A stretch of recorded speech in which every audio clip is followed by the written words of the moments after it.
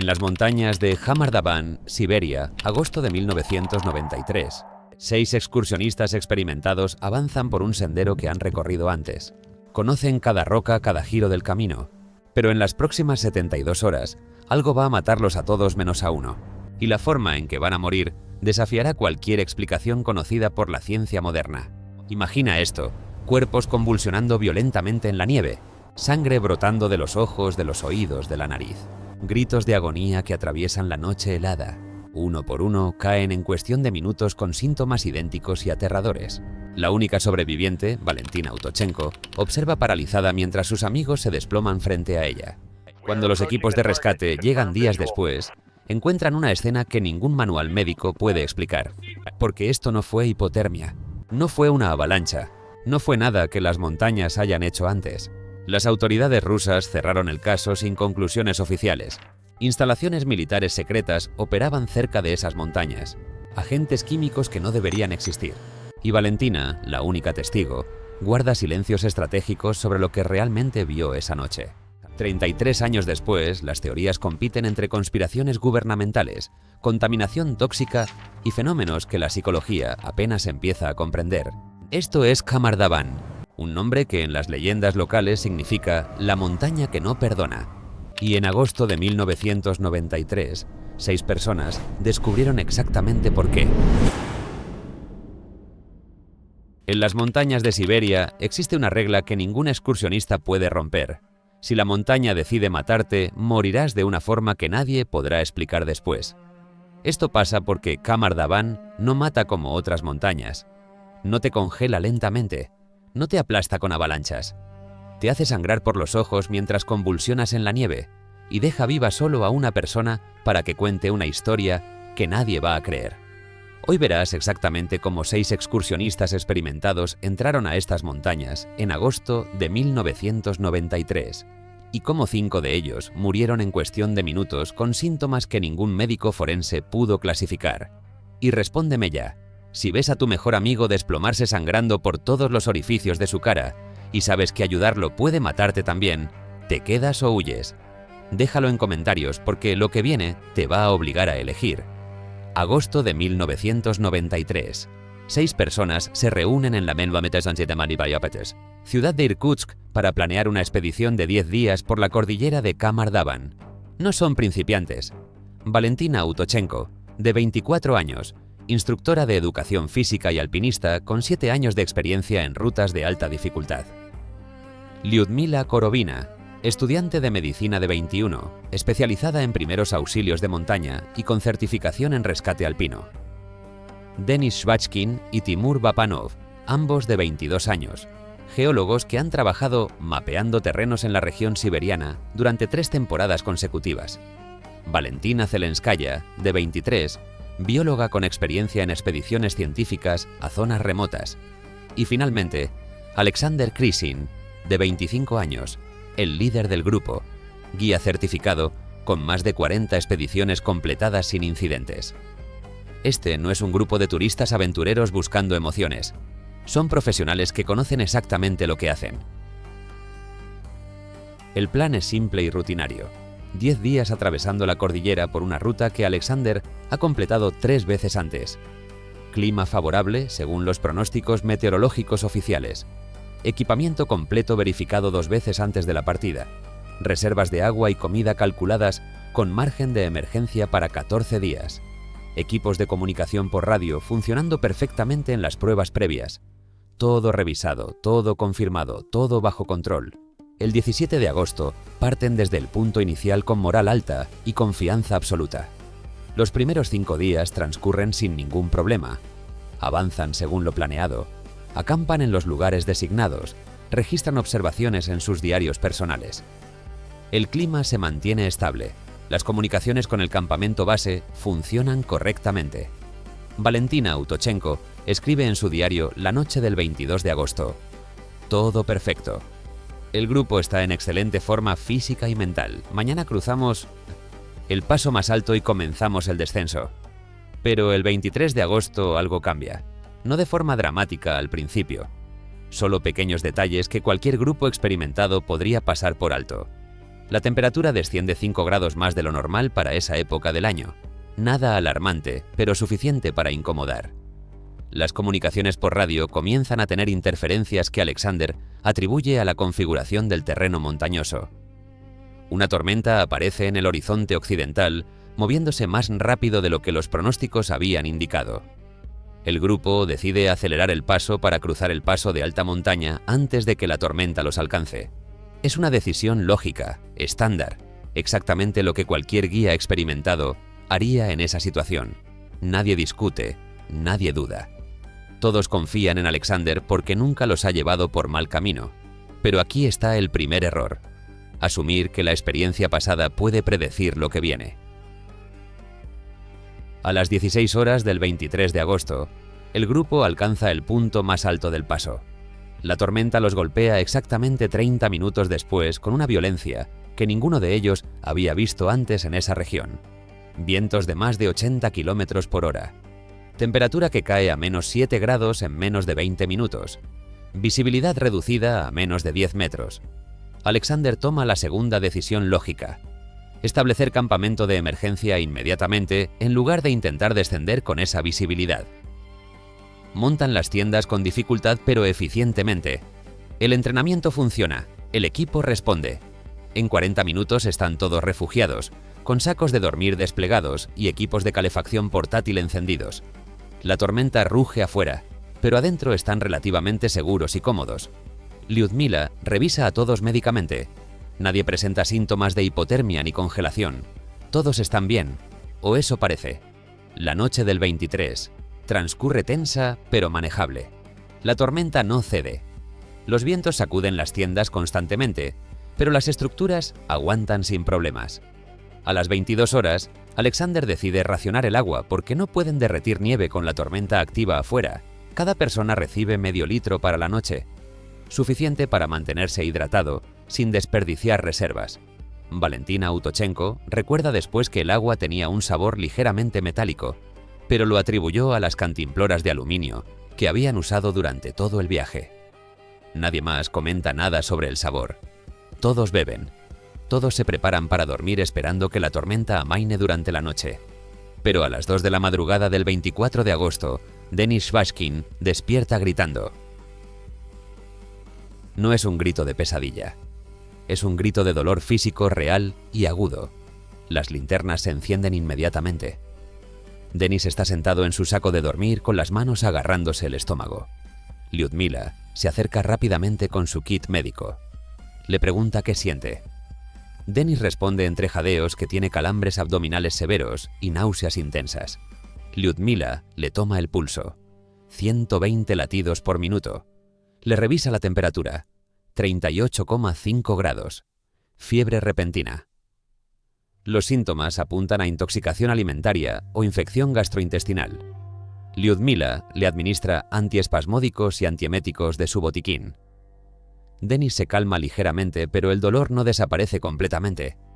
Todos vuelven a sus sacos de dormir nerviosos, pero confiando en que Lyudmila tiene la situación bajo control. 30 minutos después, Valentina Zelenskaya comienza con los mismos síntomas exactos. Ahora son 2. Lyudmila repite el protocolo médico. Mismos síntomas.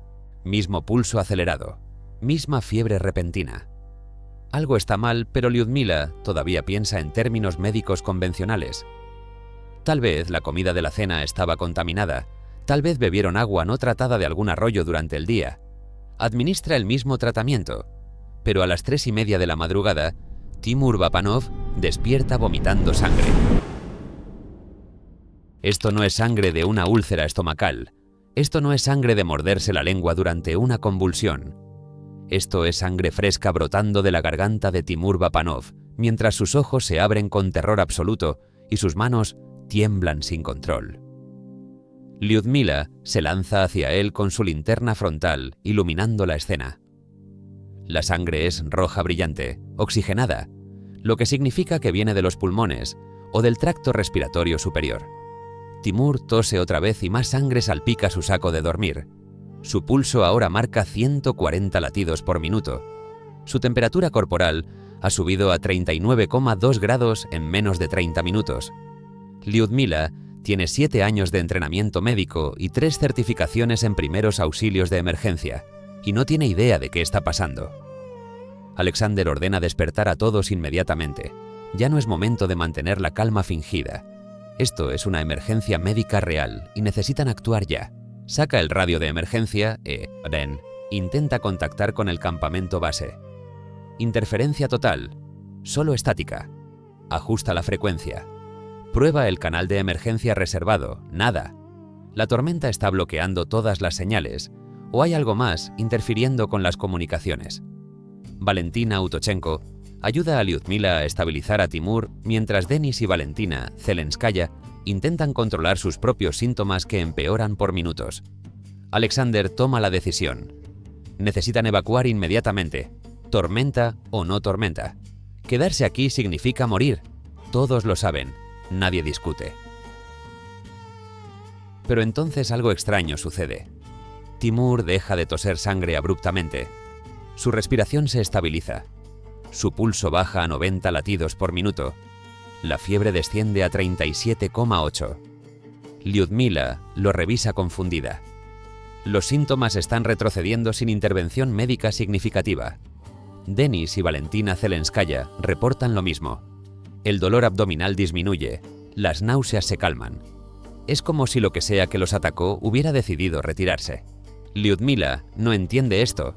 Las intoxicaciones no funcionan así. Las infecciones no retroceden solas en minutos, pero los hechos están frente a ella. Todos están mejorando.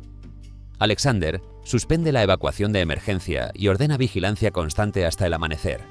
Si los síntomas regresan, evacúan inmediatamente sin importar el clima. Las siguientes 2 horas transcurren en silencio tenso. Nadie duerme. Todos permanecen sentados en sus sacos de dormir, observándose mutuamente, esperando que los síntomas regresen, pero no regresan. A las 6 de la mañana del 24 de agosto, la tormenta finalmente comienza a ceder.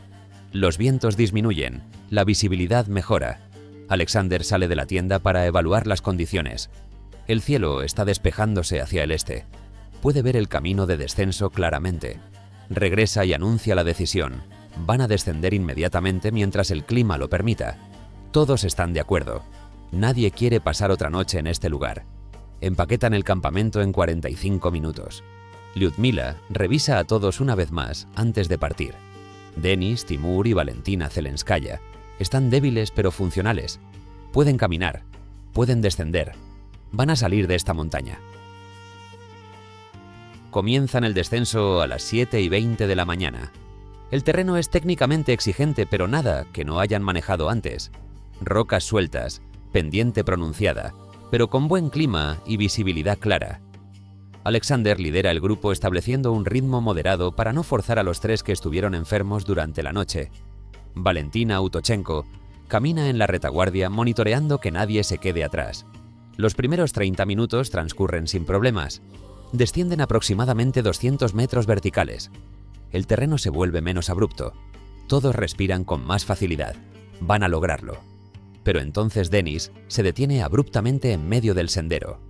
Valentina Utochenko le pregunta qué pasa. Denis no responde. Solo se queda parado mirando fijamente hacia un punto vacío en el horizonte con expresión completamente ausente. Alexander regresa hacia Denis, preguntándole si se siente mal otra vez. Denis finalmente reacciona, pero su respuesta no tiene sentido. Dice que escuchó voces llamándolo desde el valle.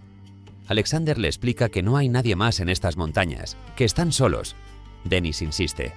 Dice que las voces eran claras, que alguien lo está llamando por su nombre. Lyudmila se acerca y le revisa los ojos con su linterna médica. Las pupilas de Denis están dilatadas de forma anormal. Le pregunta si tiene dolor de cabeza. Denis asiente. Le pregunta si ve con claridad. Denis dice que todo se ve borroso en los bordes de su visión. Lyudmila reconoce estos síntomas: desorientación, alucinaciones auditivas, cambios en la visión periférica. Pero no sabe qué los está causando. Podría ser hipoxia por la altitud, podría ser efecto secundario de lo que sea que los enfermó durante la noche, podría ser algo completamente diferente. Alexander ordena un descanso de 15 minutos. Todos se sientan en las rocas. Sacan las cantimploras y beben agua.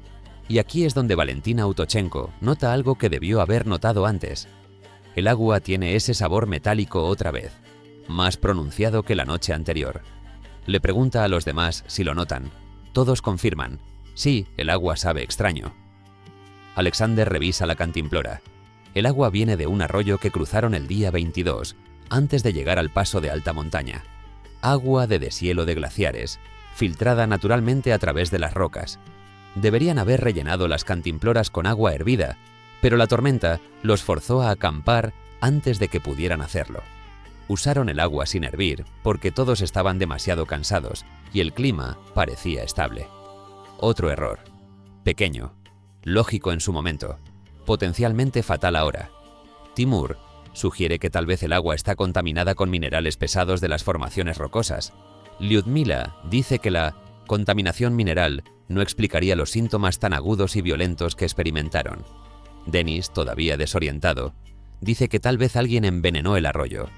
Alexander le pregunta quién rayos envenenar un arroyo en medio de la nada siberiana. Denis no tiene respuesta lógica, pero insiste en que algo no está bien con el agua. Valentina Zelenskaya, la bióloga del grupo, examina el agua de cerca. No ve partículas visibles, no detecta olor anormal aparte del sabor metálico. Sin equipamiento de laboratorio no puede analizar la composición química. Pero algo en su instinto científico le dice que Denis tiene razón. Esta agua no es segura. Alexander toma la tercera decisión crítica del viaje.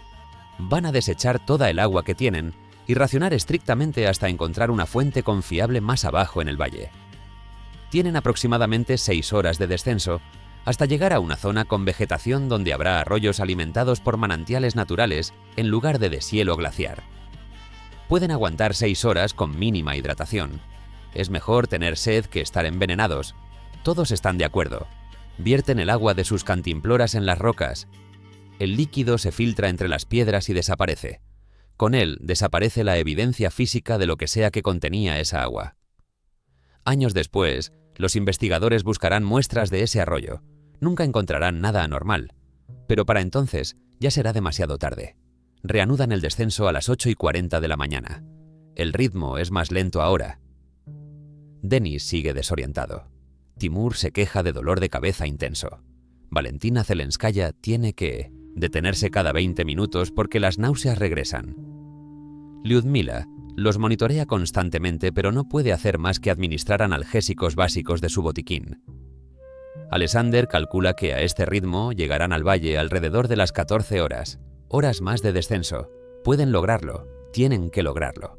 Pero a las 9:30, Valentina Zelenskaya colapsa. No se desmaya. No tropieza y cae. Se desploma hacia adelante como si alguien hubiera cortado todos los cables que sostenían su cuerpo vertical. Su cabeza golpea primero una roca plana, con un sonido seco que todos escuchan perfectamente. Lyudmila corre hacia ella y la voltea. Los ojos de Valentina Zelenskaya están abiertos, pero no enfocan nada. Su boca se mueve, pero no emite sonidos. Lyudmila le toma el pulso en el cuello. 160 latidos por minuto. Le revisa las pupilas, completamente dilatadas. Casi no se ve el color del iris. Le grita su nombre. Valentina Zelenskaya no responde. Su cuerpo comienza a convulsionar. Las convulsiones no son como en las películas. No son movimientos dramáticos y coordinados. Son espasmos violentos, descontrolados, aterradores de presenciar. Los brazos de Valentina se sacuden en ángulos imposibles. Sus piernas golpean las rocas repetidamente. Su cabeza se arquea hacia atrás tensando el cuello hasta el punto de ruptura. Lyudmila intenta sostenerla para evitar que se lastime más, pero la fuerza de las convulsiones es demasiado intensa. Alexander y Valentina Autochenko se unen para inmovilizarla. 30 segundos que parecen eternos. 45 segundos. 1 minuto completo. Finalmente las convulsiones disminuyen. El cuerpo de Valentina Zelenskaya se relaja completamente. Demasiado completamente. Lyudmila busca el pulso otra vez. Está ahí pero débil y errático. 80 latidos, luego 120, luego 90. El corazón está fallando. Y entonces la sangre comienza. Primero un hilo delgado que brota de la nariz de Valentina. luego más grueso. Después sangre de los oídos, goteando sobre las rocas grises. Lyudmila intenta detener la hemorragia con gasas de su botiquín, pero la sangre empapa el material en segundos. ¡Más gasas! ¡Más sangre! Los ojos de Valentina se abren súbitamente y la sangre comienza a brotar también de ahí, mezclándose con lágrimas y tiñendo de rojo las córneas. Lyudmila ha visto hemorragias en su entrenamiento médico, ha tratado heridas graves, pero nunca ha visto un cuerpo humano sangrar simultáneamente por tantos orificios sin trauma físico externo. Esto no es medicina convencional, esto es algo completamente diferente. Timur cae siguiente, sin advertencia, sin síntomas previos, simplemente se sienta en una roca y comienza a convulsionar exactamente igual que Valentina Zelenskaya. Lyudmila grita pidiendo ayuda, pero Alexander ya está corriendo hacia Timur. El mismo patrón, convulsiones violentas, pulso errático, sangre brotando de nariz, oídos, ojos. Denis intenta ayudar, pero sus propias manos tiemblan incontrolablemente. Mira sus palmas y ve que también está sangrando, no de heridas visibles. La sangre simplemente emerge de los poros de su piel como si su cuerpo entero estuviera sudando sangre. Denis grita. No de dolor, de terror puro, porque ahora entiende que no hay escapatoria. Lo que sea que los está matando ya está dentro de todos ellos. Lyudmila tiene que tomar la decisión más imposible de su vida. 3 personas muriendo simultáneamente frente a ella. Solo tiene 2 manos. Solo puede intentar salvar a uno a la vez. ¿A quién elige? ¿La primera en colapsar? ¿El que tiene más probabilidades de sobrevivir? ¿El más joven? ¿El que muestra síntomas menos severos? Esta no es una pregunta teórica de escuela de medicina. Esto está pasando ahora mismo, y cada segundo que demora en decidir es un segundo menos de vida para los 3. Lyudmila elige a Valentina Zelenskaya, porque fue la primera y porque todavía tiene pulso detectable. Se arrodilla junto a ella e intenta aplicar presión en los puntos de hemorragia. Pero la sangre no se detiene, sigue brotando, y Valentina Zelenskaya deja de respirar. Alexander realiza compresiones cardíacas, mientras Lyudmila intenta respiración artificial. 30 compresiones, 2 respiraciones, 30 compresiones, 2 respiraciones. El protocolo estándar de reanimación, es cardiopulmonar. Pero cada vez que Lyudmila sopla aire en los pulmones de Valentina, sangre burbujea de vuelta hacia su propia boca. Los pulmones están inundados. No hay forma de oxigenar ese cuerpo. Alexander continúa las compresiones desesperadamente. 2 minutos, 3 minutos, minutos. Lyudmila finalmente le pone la mano en el hombro y niega con la cabeza. Alexander entiende, pero no quiere aceptarlo. Continúa las compresiones. 5 minutos, 6 minutos. Lyudmila tiene que gritarle que se detenga. Valentina Zelenskaya está muerta. Han perdido a la primera. Pero no hay tiempo para procesar el duelo, porque Timur también dejó de respirar hace 30 segundos. Lyudmila corre hacia él. Mismo procedimiento. Compresiones. Respiración artificial. Sangre borboteando de los pulmones. Alexander se une a ayudar, pero ambos saben que es inútil. El mismo patrón. El mismo resultado inevitable. 2 minutos de esfuerzo desesperado y Timur Vapanov también está muerto. 2 cuerpos en las rocas. Sangre por todas partes. Y Denis todavía está vivo, temblando, sangrando de los poros, mirándolos con ojos que suplican ayuda que nadie puede dar. Denis intenta hablar, pero solo emite sonidos guturales. Su garganta está llena de sangre, tose violentamente y un chorro rojo salpica la roca frente a él. Lyudmila se acerca, pero Denis levanta la mano pidiendo que se detenga. No quiere que lo toquen, no quiere que se acerquen. Quizás por instinto de supervivencia, pensando que es contagioso. Quizás por dignidad, no queriendo que lo vean morir de esta forma. Lyudmila respeta su pedido y se queda a 2 metros de distancia. Denis la mira directamente a los ojos. Mueve los labios intentando formar palabras. Lyudmila lee sus labios. Perdón. Denis está pidiendo perdón. ¿Por qué? No está claro. Tal vez por no ser más fuerte. Tal vez por morir y dejarlos solos. Tal vez por algo que solo él sabe. Nunca lo sabrán porque Denis convulsiona una última vez y cae de costado, muerto antes de tocar el suelo. 3 personas muertas en menos de 30 minutos. Alexander, Lyudmila y Valentina Autochenko Están de pie entre los cuerpos sin poder procesar lo que acaban de presenciar. Ningún entrenamiento los preparó para esto. Ningún manual de emergencias cubre esta situación. Lyudmila revisa sus propias manos buscando signos de sangrado. Nada todavía. Alexander se revisa los ojos con un espejo pequeño de su mochila. Claros. Valentina Autochenko se toma el pulso. 75 latidos por minuto. Normal. Están bien, por ahora. Pero saben que puede ser cuestión de minutos antes de que los síntomas comiencen en ellos también. Alexander toma el radio otra vez. Lo enciende. Ajusta todas las frecuencias posibles. Grita pidiendo ayuda en cada canal. Solo estática. La tormenta ya pasó, pero las comunicaciones siguen muertas. Algo está bloqueando las señales. O los equipos se dañaron durante la noche, o nunca hubo señal en esta zona y las pruebas previas fueron solo suerte momentánea. Sea cual sea la razón, están completamente aislados. 3 sobrevivientes, 3 cadáveres y ninguna forma de pedir ayuda. Alexander arroja el radio contra una roca. El aparato se rompe en pedazos. Lyudmila no lo regaña. Entiende la frustración. Valentina Autochenko simplemente se sienta en el suelo y comienza a llorar. Pero no hay tiempo para llorar. Alexander lo sabe. Si se quedan aquí van a morir también. Necesitan moverse. Necesitan descender. Necesitan encontrar ayuda, o al menos llegar a un lugar donde puedan ser encontrados. Lyudmila está de acuerdo. Quedarse junto a los cuerpos no los va a salvar. Valentina Autochenko deja de llorar y asiente. Los 3 revisan sus mochilas.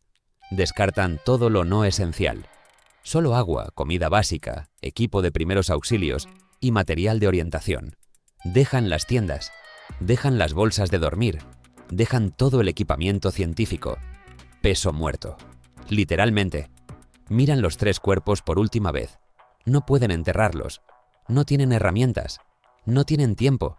Los dejan ahí en las rocas de Kamardaban. Testigos silenciosos de algo que la medicina moderna no puede explicar. Comienzan a descender a las 10:40 de la mañana del 24 de agosto de 1993. 3 personas huyendo de una montaña que acaba de matar a Minne Dasin, 3 de sus amigos de la forma más aterradora imaginable. No hablan durante el descenso. No hay nada que decir. Solo se concentran en poner un pie delante del otro. En respirar. En mantenerse vivos un minuto más. Una hora más. El tiempo suficiente para contar lo que pasó. Para advertir a otros. Para entender que salió mal. Pero a las 12 del mediodía, Lyudmila Korovina comienza a sangrar por la nariz. Lyudmila cae 30 minutos después de que la hemorragia nasal comienza. Alexander intenta sostenerla, pero ella ya está convulsionando. Valentina Autochenko observa paralizada mientras el mismo patrón se repite. Sangre de nariz, oídos, ojos. 30 segundos de agonía. Después silencio. Lyudmila Korovina, muerta a los 21 años con todo su entrenamiento médico, completamente inútil contra lo que sea que la mató. Alexander es el siguiente. Valentina lo ve colapsar y sabe que ahora está completamente sola. 5 cadáveres en las montañas de Kamardaban. Una sobreviviente que no entiende por qué ella sigue viva.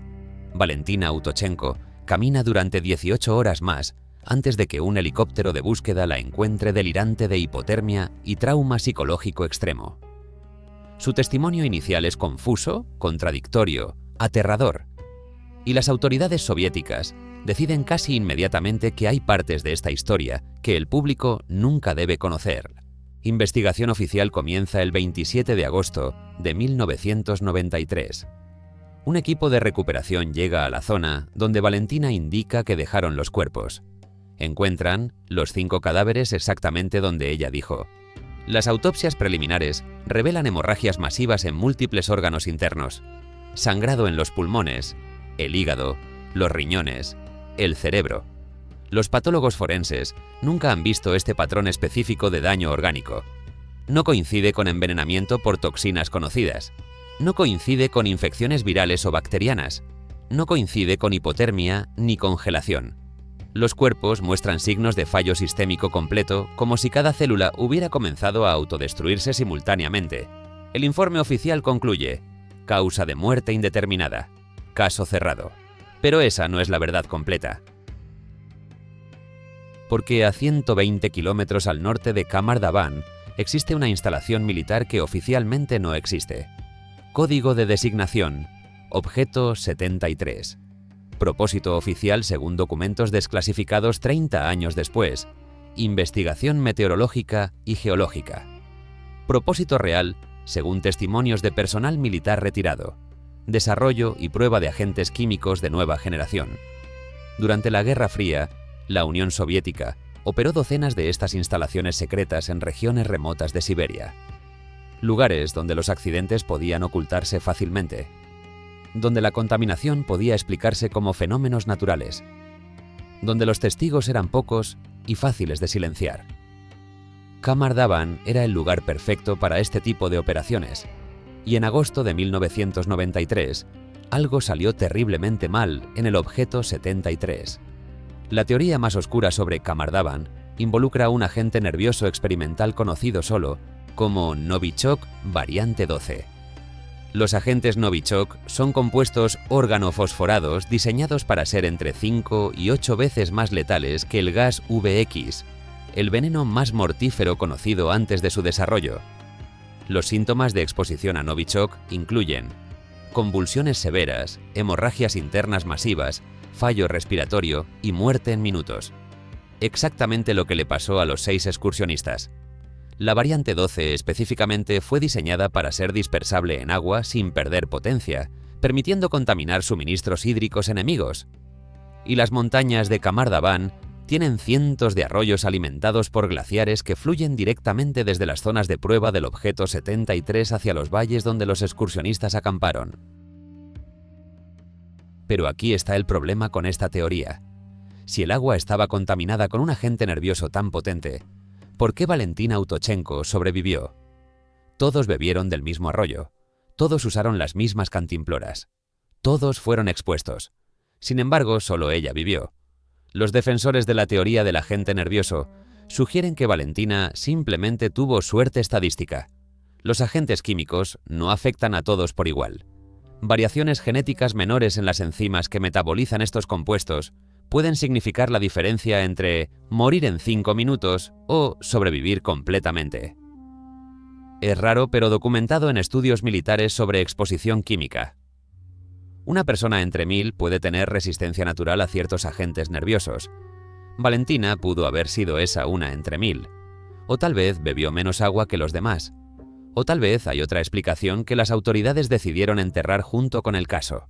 Documentos desclasificados en 2006 revelaron que el objeto 73 reportó un incidente de contaminación el 23 de agosto de 1993, el mismo día que la tormenta golpeó al grupo de excursionistas. El reporte indica que un contenedor de almacenamiento secundario sufrió ruptura estructural debido a condiciones climáticas extremas. El contenido exacto del contenedor está redactado en los documentos públicos, pero el protocolo de emergencia activado tiene código: nivel biológico-químico. Eso significa sustancias que pueden causar muerte masiva con exposición mínima. El protocolo requiere evacuación de personal en un radio de 200 kilómetros y monitoreo de fuentes de agua durante 90 días. Ese protocolo nunca se activó públicamente, nunca se emitieron advertencias, nunca se cerraron las rutas de excursionismo en la zona. 6 personas murieron y las autoridades actuaron como si nada hubiera pasado. Un militar retirado del objeto 73 habló anónimamente en 2011 con periodistas investigativos. Su testimonio es escalofriante. Afirma que el 24 de agosto de 1993, equipos de descontaminación fueron desplegados en helicóptero hacia la zona de Kamardaban. Su misión: recuperar evidencia de exposición química y neutralizar cualquier testigo que pudiera conectar las muertes con la instalación militar. Encontraron a Valentina Utochenko antes que los equipos de rescate civiles. La interrogaron, la amenazaron. Le dijeron exactamente qué podía decir y qué debía olvidar si quería seguir viva. Según este testimonio, Valentina sabe exactamente qué mató a sus amigos y lleva 30 años guardando ese secreto bajo amenaza de muerte. Valentina niega estas acusaciones. Dice que nunca fue contactada por personal militar. Dice que su memoria de esos días está fragmentada por el trauma. Dice que simplemente no sabe qué pasó. Pero su negación es demasiado ensayada, demasiado consistente, demasiado perfecta para ser completamente verdadera. La segunda teoría química involucra contaminación industrial en lugar de militar. En los años 90, Siberia estaba plagada de sitios de desechos tóxicos mal administrados. Fábricas químicas soviéticas abandonadas después del colapso de la Unión Soviética. Contenedores de desperdicios radioactivos enterrados sin protección adecuada. Metales pesados filtrándose en acuíferos subterráneos. La región de Kamardavan no era excepción. Análisis geológicos posteriores identificaron al menos 3 sitios de contaminación industrial dentro de 50 kilómetros de donde murió el grupo. Uno de esos sitios contenía residuos de mercurio, cadmio y arsénico en concentraciones letales.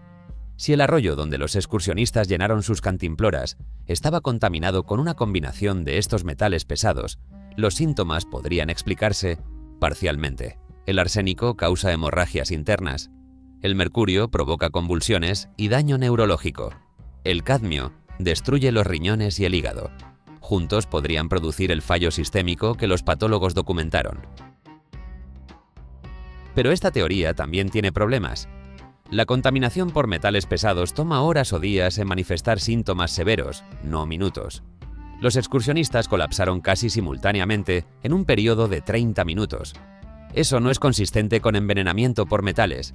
Además, los análisis de agua realizados en la zona 2 semanas después del incidente no mostraron niveles peligrosos de ningún contaminante conocido. Claro, esos análisis podrían haber sido manipulados. Claro, 2 semanas es tiempo suficiente para que las concentraciones se diluyan naturalmente. Pero sin evidencia física concluyente, la teoría de contaminación industrial permanece como especulación plausible pero no comprobable. Y entonces está la teoría más perturbadora de todas, que Kamardavan no fue un accidente sino un experimento deliberado, que los 6 excursionistas fueron seleccionados como sujetos de prueba no consentidos para un nuevo agente químico que necesitaba ser probado, en condiciones reales, que el objeto 73 monitoreó al grupo desde el momento en que entraron a la zona, que la contaminación del agua fue intencional, que Valentina fue dejada viva específicamente para estudiar por qué sobrevivió mientras los otros murieron. Esta teoría suena a paranoia conspirativa, pero los programas de armas químicas soviéticas tienen historial documentado de usar civiles como sujetos de prueba sin consentimiento. Sucedió en los años 50, sucedió en los años 60, sucedió en los 70 y 80, ¿por qué no en los 90? Las teorías de conspiraciones militares y contaminación química tienen un problema fundamental. Asumen que algo externo mató a esos 6 excursionistas, pero existe otra explicación que los psicólogos especializados en trauma extremo consideran igualmente plausible, que no fue un agente químico, que no fue un experimento secreto, que fue la propia mente del grupo la que se autodestruyó bajo condiciones de estrés que ningún ser humano está diseñado para soportar. Psicosis colectiva inducida por hipotermia extrema, agotamiento físico total y terror psicológico acumulativo. La montaña no necesitó envenenarlos, solo necesitó romper sus mentes. Y las mentes rotas pueden matar cuerpos perfectamente sanos de formas que la ciencia apenas empieza a comprender. La psicosis colectiva es un fenómeno documentado médicamente donde grupos de personas desarrollan síntomas psiquiátricos idénticos simultáneamente sin causa física identificable. Ha ocurrido en fábricas, escuelas, comunidades religiosas y sí, en expediciones de montaña. Los casos más conocidos involucran alucinaciones compartidas, delirios paranoides y comportamientos irracionales que se propagan de persona a persona como contagio mental. Pero los casos severos pueden manifestar síntomas físicos reales, convulsiones, hemorragias, parálisis. El cerebro humano tiene poder directo sobre funciones corporales autónomas. Cuando la mente colapsa completamente, puede ordenar al cuerpo que se apague, y el cuerpo obedece.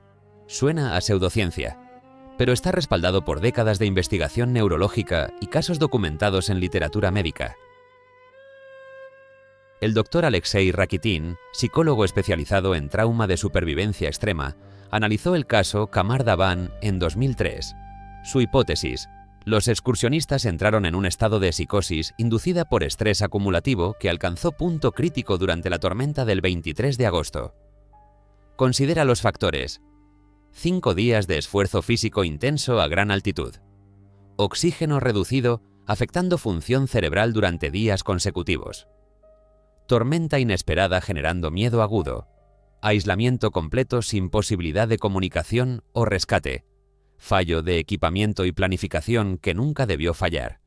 Cada uno de estos factores individualmente es manejable, pero combinados, acumulativos, sin alivio durante días, pueden quebrar incluso las mentes más entrenadas. Y una vez que la primera persona muestra síntomas de psicosis, el contagio mental comienza. Aquí está cómo funcionaría según la teoría de Rakitin. Denis es el primero en manifestar síntomas, durante la noche porque tiene el umbral de estrés más bajo del grupo.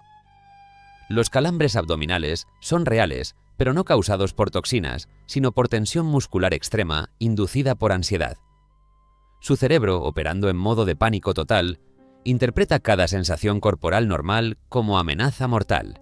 El dolor se amplifica. La temperatura corporal sube porque el sistema nervioso está en cortocircuito. Los demás observan a Denis sufriendo y sus propios cerebros, ya estresados al límite, comienzan a replicar los síntomas. Valentina Zelenskaya siente náuseas no porque comió algo malo, sino porque su mente acaba de presenciar a Denis gritando de dolor. El contagio psicosomático se propaga. Timur desarrolla los mismos síntomas. Ahora son 3 personas convencidas de que están siendo envenenados o atacados por algo invisible. La hipotermia juega un rol crucial en esta teoría. Cuando la temperatura corporal cae por debajo de 35 grados Celsius, el cerebro comienza a funcionar mal. A 33 grados aparecen confusión y desorientación severa. A 32 grados, alucinaciones vívidas y comportamiento irracional. A 30 grados, pérdida total de juicio y conciencia. Los excursionistas estuvieron expuestos a temperaturas bajo cero durante horas dentro de tiendas que, aunque los protegían del viento, no podían mantener temperatura corporal óptima indefinidamente. Sus cuerpos lucharon contra el frío toda la noche. Sus cerebros operaron en modo de emergencia metabólica durante horas. Para el amanecer, todos estaban en etapas tempranas de hipotermia, aunque no mostraran síntomas obvios externos. Y cerebros hipotérmicos son cerebros que no pueden distinguir entre amenaza real y amenaza imaginaria. El doctor Rakitin señala que Denis reportó escuchar voces durante el descenso, alucinaciones auditivas clásicas de hipotermia moderada. Pero en lugar de reconocerlas como síntoma de su propio cerebro funcionando mal, Denis las interpretó como evidencia de que algo externo los estaba acechando. Esa interpretación errónea sembró terror adicional en el grupo. El terror intensificó el estrés. El estrés empeoró la hipotermia. La hipotermia generó más alucinaciones. Un ciclo de retroalimentación que se aceleró exponencialmente hasta que el primer colapso físico real ocurrió. Valentina Zelenskaya cayendo no fue resultado de envenenamiento, sino de shock neurogénico. Su sistema nervioso sobrecargado simplemente se apagó. Las convulsiones que siguieron fueron convulsiones psicogénicas, originadas en el cerebro sin causa física identificable, documentadas, reales, potencialmente letales. Pero aquí está el problema masivo con la teoría psicológica, la sangre. Las hemorragias simultáneas de múltiples orificios, los pulmones inundados, el daño orgánico interno documentado en las autopsias. La psicosis no hace que los pulmones sangren. El estrés no rompe vasos sanguíneos en el cerebro sin trauma físico. La hipotermia puede matar, pero lo hace deteniendo el corazón o congelando tejidos, no causando hemorragias masivas internas. Los defensores de la teoría psicológica argumentan que Valentina Autochenko, traumatizada y delirante cuando fue rescatada, pudo haber imaginado o exagerado la cantidad de sangre, que la memoria bajo trauma extremo es notoriamente poco confiable, que lo que ella recuerda como hemorragias masivas pudo haber sido sangrado menor de nariz amplificado por su estado mental.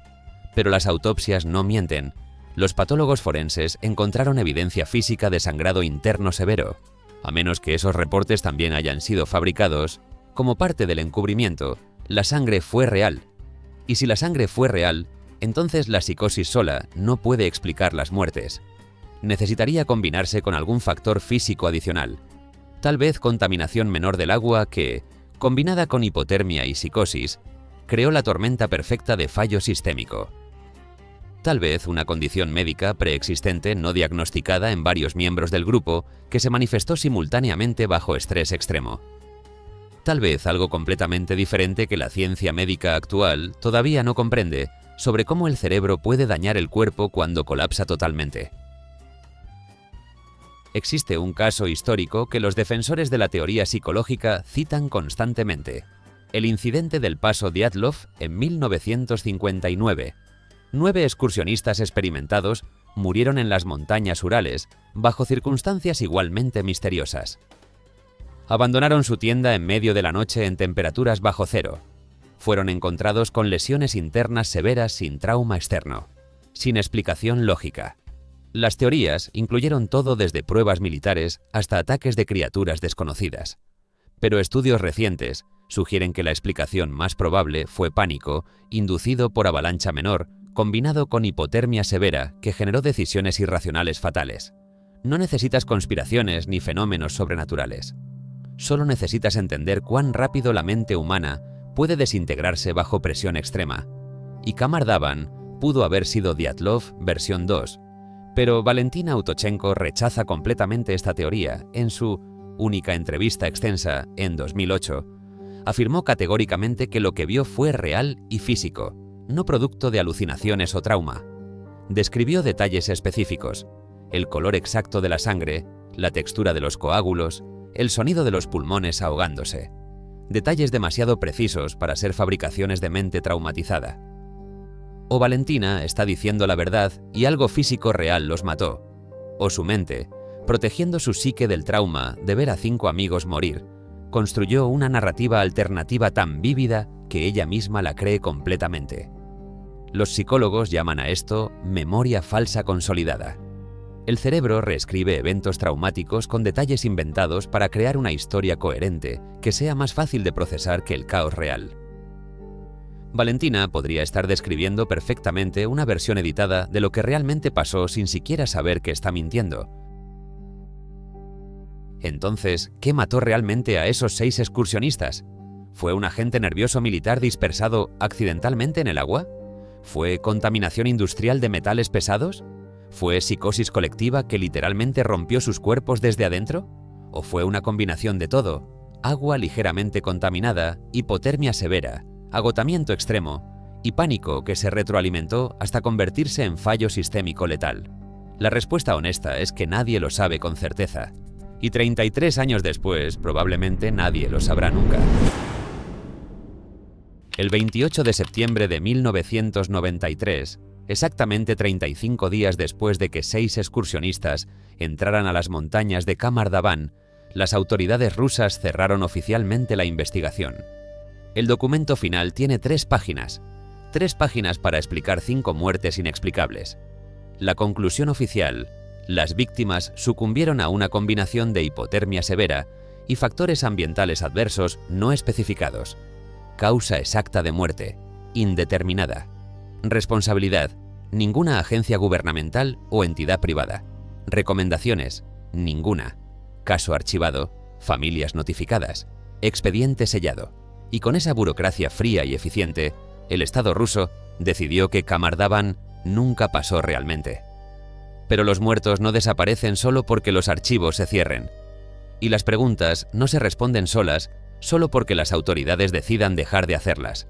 Valentina Autochenko, la única sobreviviente, se negó a dar entrevistas durante 14 años, 0 declaraciones públicas, 0 apariciones en medios, 0 participación en investigaciones independientes. Simplemente desapareció de la vista pública como si ella también hubiera muerto en esa montaña. Algunos investigadores sugieren que fue amenazada por agencias de seguridad para mantener silencio. Otros creen que el trauma psicológico fue tan severo que literalmente no podía hablar del tema sin colapsar mentalmente.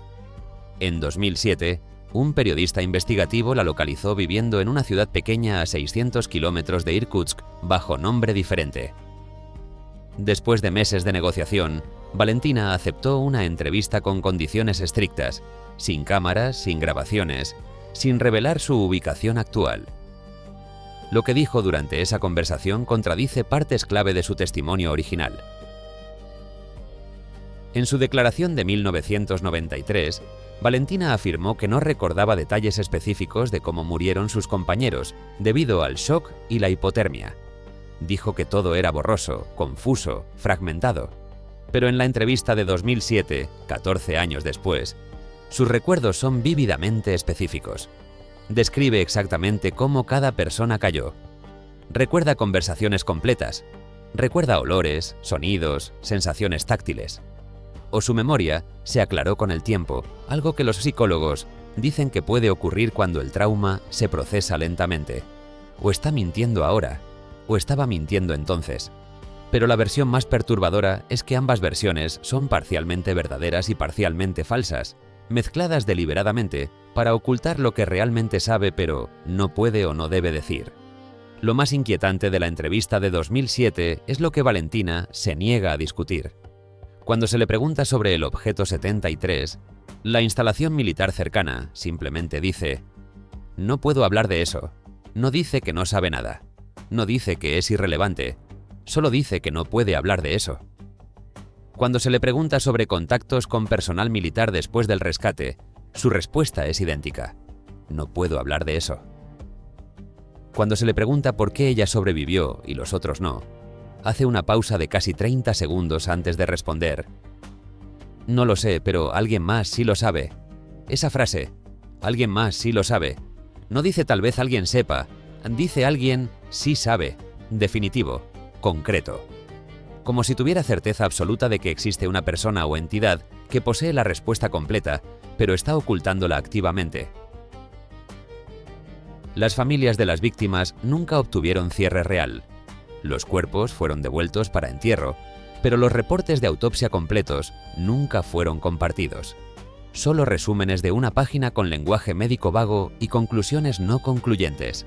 Cuando los familiares solicitaron acceso a los expedientes completos bajo leyes de transparencia, se les dijo que los documentos se perdieron durante reorganización administrativa, conveniente, predecible, imposible de verificar o refutar. En 2012, la madre de Lyudmila Korovina contrató a un abogado privado para reabrir el caso. La solicitud fue denegada 3 veces por diferentes cortes con la misma justificación: falta de nueva evidencia que justifique reinvestigación. Pero nunca se buscó nueva evidencia porque la investigación original fue cerrada antes de completarse. Un círculo perfecto de burocracia diseñada para que la verdad permanezca enterrada. Y entonces está el detalle que nadie puede explicar satisfactoriamente: ¿por qué las autoridades actuaron tan rápido para cerrar el caso? 35 días desde las muertes hasta el cierre oficial. Eso no es normal incluso para casos rutinarios. Para muertes misteriosas, múltiples debería haber investigación de meses, tal vez años. Debería haber análisis toxicológicos extensos. Debería haber inspecciones ambientales de la zona. Debería haber entrevistas repetidas con la única testigo. Nada de eso ocurrió. O más precisamente, si ocurrió, los resultados nunca fueron compartidos públicamente. Lo que sugiere que alguien muy arriba en la cadena de comando decidió que esta investigación necesitaba terminar inmediatamente, sin importar cuántas preguntas quedaran sin respuesta. Y cuando gobiernos actúan así, generalmente es porque las respuestas son más peligrosas que las preguntas. Hoy, 33 años después del incidente, Qamar Daban permanece abierta a excursionistas. No hay señales de advertencia, no hay memoriales para los muertos, no hay restricciones especiales de acceso. Es como si el gobierno ruso hubiera decidido que la mejor forma de manejar el misterio es fingir que nunca existió. Pero los excursionistas locales conocen la historia, la pasan de boca en boca como leyenda urbana, evitan acampar en la zona donde murió el grupo, nunca beben agua sin hervirla primero, sin importar cuán clara se vea. Y cuando pasan por el sitio aproximado donde fueron encontrados los cuerpos, muchos reportan sensación inexplicable de miedo. No miedo racional a peligros físicos. Miedo visceral, instintivo, como si el lugar mismo estuviera contaminado con algo que sus cerebros primitivos pueden detectar pero que la ciencia no puede medir. En 2019, un equipo de documentalistas rusos intentó filmar en la zona del incidente. Obtuvieron todos los permisos necesarios. Contrataron guías experimentados. Llevaron equipamiento de comunicación satelital de última generación. El tercer día de filmación, 3 miembros del equipo desarrollaron síntomas inexplicables: náuseas severas, desorientación, sangrado nasal. Evacuaron inmediatamente. Los análisis médicos no encontraron nada anormal. Los síntomas desaparecieron completamente 24 horas después de dejar las montañas. El equipo canceló el proyecto. El metraje filmado nunca fue publicado. Cuando se les preguntó por qué abandonaron el documental, el director simplemente dijo: «Hay lugares donde los humanos no deberían estar. Qamar Daban es uno de ellos». Entonces, ¿qué realmente pasó en agosto de 1993? Después de analizar todas las teorías, toda la evidencia disponible, todos los testimonios contradictorios, la respuesta más honesta es la más frustrante: no lo sabemos. Tal vez fue un agente nervioso militar, tal vez fue contaminación tóxica, tal vez fue psicosis colectiva, tal vez fue una combinación de factores que se alinearon en la tormenta perfecta de muerte inexplicable, o tal vez fue algo completamente diferente que la ciencia actual no tiene las herramientas para comprender. Lo único absolutamente cierto es esto: 6 personas experimentadas entraron a esas montañas con equipamiento adecuado, entrenamiento profesional y planes cuidadosamente elaborados. Y 5 de ellas murieron en minutos sangrando por los ojos mientras convulsionaban en la nieve. Eso pasó, eso es real, eso está documentado. Y Valentina Autochenko sigue viva, guardando secretos que tal vez lleve a su tumba, secretos sobre lo que realmente vio, secretos sobre quién la contactó después, secretos sobre por qué el Estado ruso actuó tan agresivamente para enterrar este caso. Vive bajo nombre falso en ubicación no revelada, rechazando entrevistas, evitando atención pública. Una mujer que sobrevivió lo imposible, pero quedó prisionera de esa supervivencia. Porque la verdad que conoce es más peligrosa que el misterio que todos debaten. Y mientras ella mantenga ese silencio, Qamar Daban permanecerá como uno de los incidentes más perturbadores y menos comprendidos en la historia del montañismo moderno. Las montañas siberianas siguen ahí, frías, indiferentes, esperando. Y la pregunta que deberías hacerte no es qué mató a esos 6 excursionistas. La pregunta que importa es: si tuvieras la oportunidad de entrar a Qamar Daban sabiendo todo lo que ahora sabes, ¿lo harías? ¿Confiarías en tu equipamiento, tu entrenamiento, tu suerte?